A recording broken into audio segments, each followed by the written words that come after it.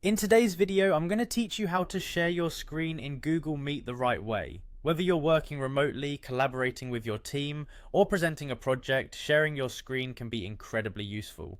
Let's get started and walk through the process step by step to make sure you have a seamless experience.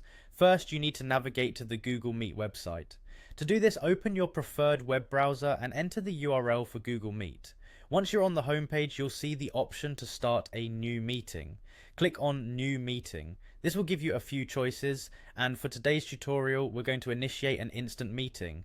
Click on Start an Instant Meeting, which will automatically open a new meeting room for you. Now that you're in your meeting room, you're ready to share your screen with others. Look for the Present Now button, which is typically located in the bottom toolbar of your Google Meet interface. Clicking on this button will open a small menu with more options for sharing your screen.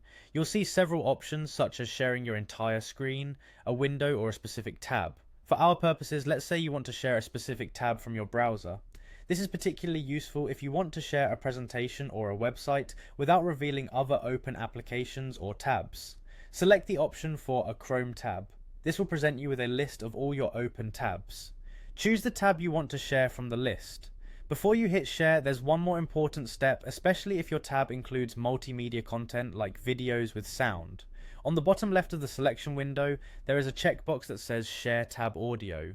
Make sure to check this box if you need to share any audio from the tab you selected. This ensures that everyone in the meeting can hear the audio clearly.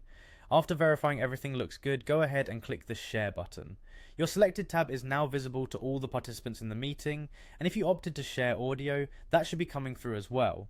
To stop sharing, simply go back to the Google Meet window and click Stop Presenting when you're done. This will revert the meeting back to showing just the participants' video feeds or whatever else was visible before you started sharing. And that's it, you now know how to efficiently share your screen on Google Meet.